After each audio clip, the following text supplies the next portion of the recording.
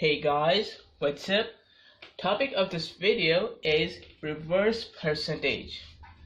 What does this mean? I have taught you percentages in the previous videos, and here we are going to study reverse percentages. So let's see what is this. First of all, let's see that here it is said that if you have gone in a shop and if it is said that now it is 20% off, okay, so you can buy a thing and you have to pay 20% less than the original price. So what does this mean? This means that if our original price is 500, okay, if our original price is 500, so actually there is 20% of 500. That's the amount which I am not going to pay, okay. 20% of 500, this is the amount that I am not going to pay, and the rest of the amount I can say I can subtract the 20% of 500 from total. So this is the amount of money that I'm going to pay, okay. So I have taught you in the previous video how to write this one, okay. It is the 100% of our original price, and it is the 20% of our original price, okay. It is the 100% of 500, okay, and here it is actually the 20% of 500, okay. So it means that if I write here 100% here of 20%, because 100% of 500 is equal to 500, okay. 100% of 500 is equal to 500, so that's why I have written here 100% and minus 20% of 500, so it is actually 80% of 500. What does this mean? This means that here I have only to pay the 80% of our original price, okay. Instead of calculating the price like this, that total minus 20% of the original price, we can just find the 80% of our original price, which will be equal to this one, okay. Or we can say this is the price which I am going to pay here. Clear?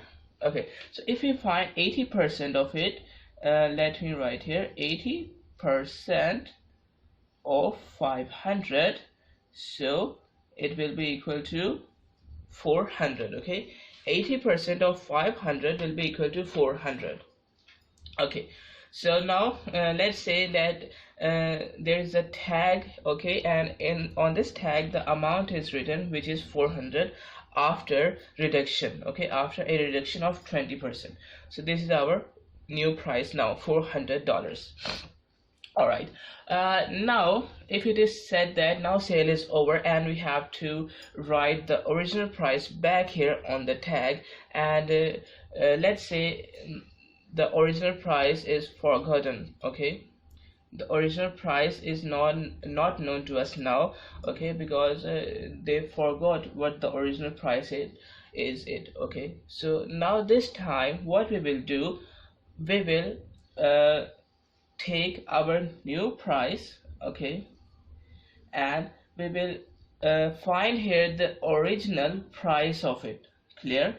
Okay, if you are thinking that here we have decreased, okay, 500 by 20%, you can see here we have decreased 500 by 20%, okay. We have decreased 500 by 20%. So if you are thinking that if we increase 400 by 20%, okay, if you are thinking that here we have decreased total by 20%, so here if our new price is 400, so if we increase this total by 20%, we can get back our original price. But you can see here that it will be not possible. Let's say here we have 40% of 400 plus 20% of 400, or we can say that this is 100% of total, which is 400. So I can write here 100% of 400, and here we have 20% of 400. Okay, so it is equal to 120% of 400. Clear? Now if we solve this 120% of it, let me write 120 over 100 multiplied by 400. So here it will be equal to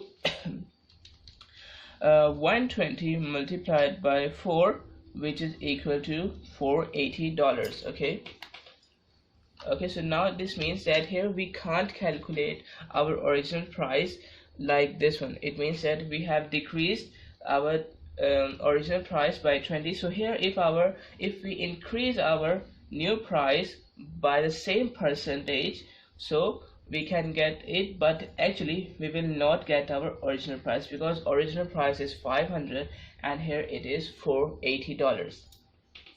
Clear? So what's the method to calculate this? Let's see. Okay, let's take the first question and solve. Here a store is selling a product which is of $250, okay, which is of $250 after a reduction of 10%. Okay, it means that after a reduction of 10%, our sale price is $500. Okay, $250. Okay, not 500, 250. After reduction of 10%, our sale price is $250. Okay, so now in this question we have to calculate the original price of it. Clear? We have to calculate the original price of it. Okay, let's say here let the original price be X. Okay, let the original price be X.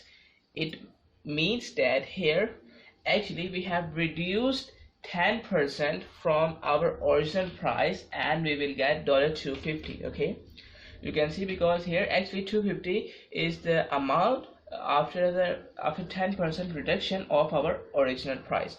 So we can write this thing that here we can write this thing that if we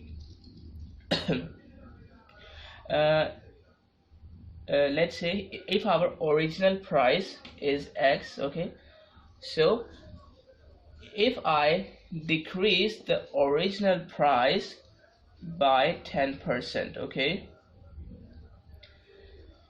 here if I decrease the original price by 10% of it, we will get $250. Okay, if I decrease original price by 10% of it, we will get our $250, or we can say sale price. Okay, and I have told you that how to write this one.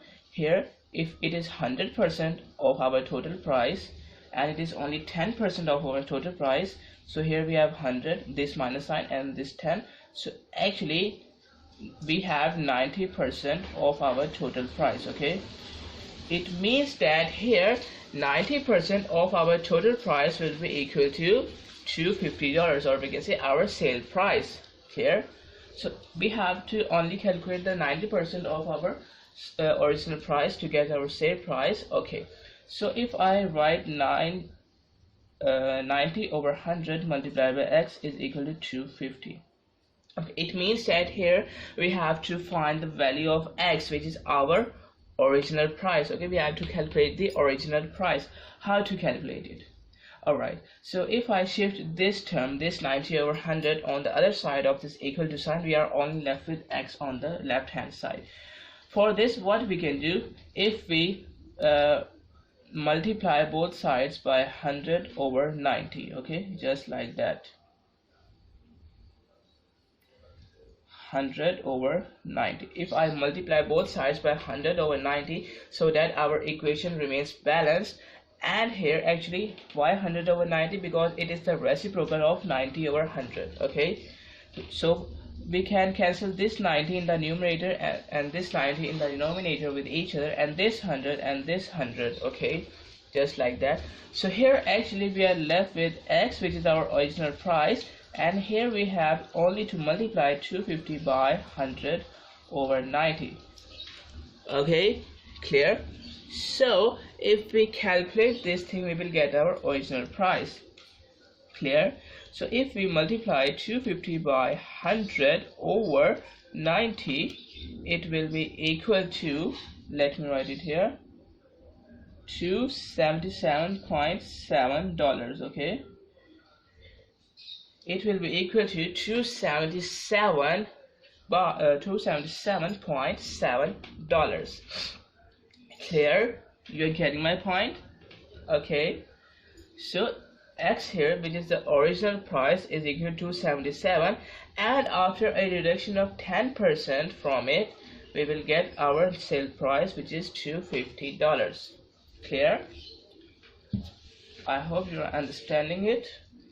Now let's see our next question. Here we have 360. Actually 360 is the 36% of an amount. Okay, 360 is the 36% of an amount. What is the total amount? We have to find the total amount here. Let me write here.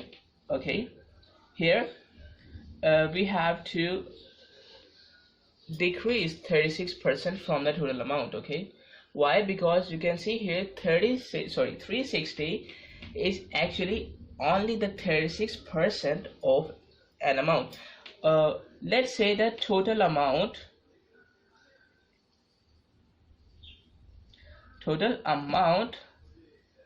be x. Okay, let the total amount be x. So according to the statement, it is said that here 360 is the 36% of our total amount. Okay, you are getting it? 360 is the 36% of our total amount. Total amount is x. Okay, I am repeating again. 360 is the 36% of our total amount, and here x is our total amount.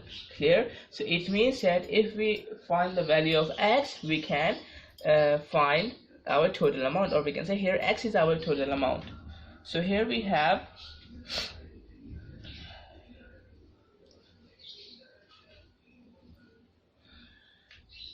here we have 36 over 100, okay, multiplied by x, which is equal to 360. Clear? So I have to shift this term, this fraction, on the other side. For this, what we can do, we can multiply by the reciprocal of this fraction on both sides, just like this one, so that this 100 is cancelled out by this 100 and this 36 is cancelled out by this 36. And here on the left hand side, we are only left with x. Clear? Okay, and now on the right hand side, here we have 360 multiplied by 100 over 36. Okay, so if we calculate 36, this term 360 multiplied by 100 over 36, it will be equal to $1,000. Okay, it will be equal to $1,000. Clear? You are getting my point? Okay, you can see here, if our original price is $1,000, okay, if our original price is $1,000, so 36% of our $1,000 will be equal to $360. Okay, you're getting my point? Clear? Now let's see our next question. Okay, here we have a shopkeeper marks up the goods by 14% before selling them. What is the cost price? Okay, actually we know there is a cost price, okay, and there is a sale price. Okay, we all know that here our cost price should be less than our sale price, so that we can get a good profit. It means that, let's say if our cost price is $12. Okay, so if our sale price is $14, so that I will get a profit of $2. How? If I subtract cost price from sale price, I will get $2. Okay, so it means that here our sale price should be greater than our cost price, so that we will get a profit. Clear? Okay, so this is what here in this question is. Here a shopkeeper marks up the goods by 14%. What does this mean? This means that here our cost price is unknown. Let's say the cost price is X. Okay, let's say the cost price is X. Okay, and here actually he is he is increasing the cost price by 14%. Okay, he is increasing the cost price by 14%. Okay, so that after it we can get our sale price. Clear? So what is the cost price we have? Okay, so here we have to calculate the cost price of it. Clear? Okay, so now let's solve. Actually I've forgotten here to write the sale price of it. Let the sale price is $72. Okay,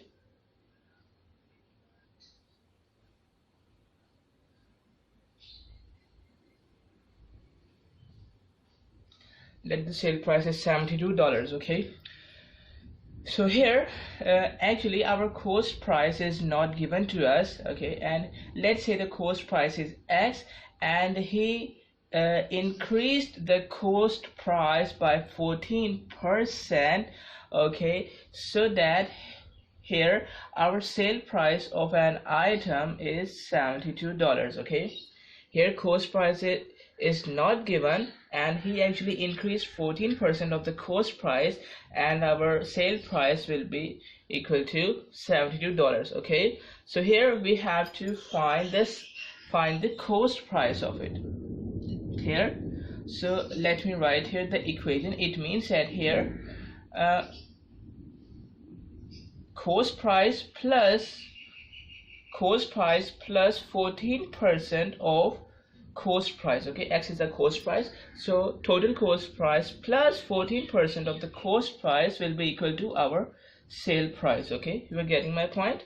Actually total plus a 14% of our original price, so that there is an increase in the price which is equal to $72. Okay, okay, so or I can write here 114% of our original price. Okay, because this is 100% plus 14% is equal to 114% of our original price. It will be equal to 72. Okay, so it means that here we have taken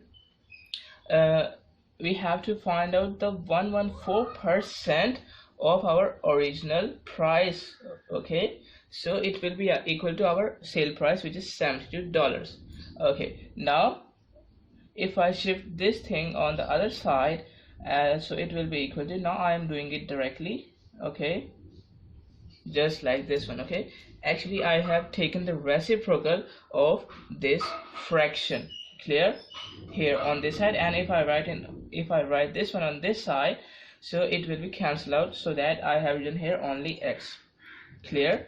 So now 72 multiplied by 100 over 114 will be equal to $63.15. Okay, $63.15. Okay, it means that here our original price, or we can say cost price, is equal to $63.15. Okay, and here after an increment of 14% of it, here our sale price will be equal to $72.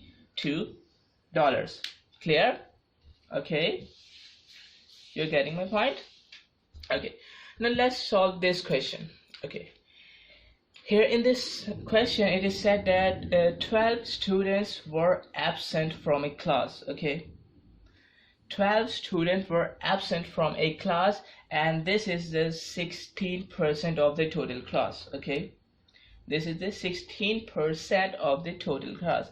it means that here our total students, we can say total students in the class, let be x, okay, let be the total student of class x, okay, total students in a class be x, okay.